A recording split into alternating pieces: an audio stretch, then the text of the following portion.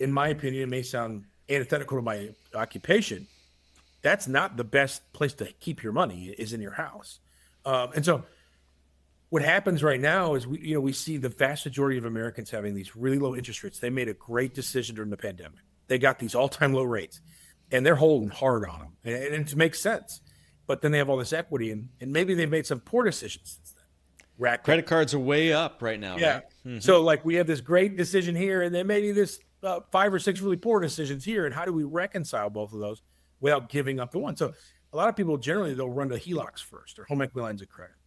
And while the product in some ways I am okay with, I think it's not the best product because it introduces a lot of different things. Variability, the interest rates on them are always variable. The paybacks are very short and squeezed, but also in their language, the bank is still ultimately in control of that account.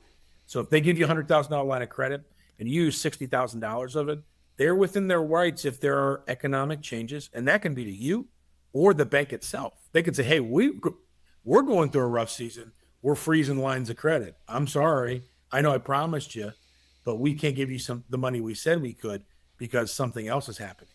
And so, or even bank mergers we see, freezes lines of credit.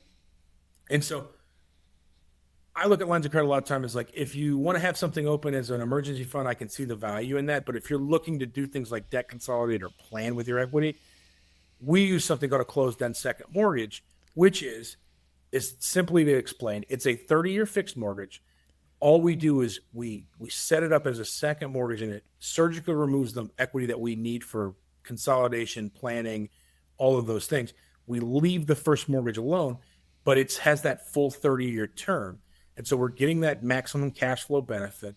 We're not touching that really great interest rate that now probably has 5 years of amortization churning on it, but we can still accomplish the goal of accessing that equity at the most efficient place than going for the traditional refinance, which pulls all my money up to marketplace, which is 6 or 7%. This is a better blended rate environment, and it's fixed for 30 years. There's no volatility, and you get your money out at closing. It's your money to do with what you like.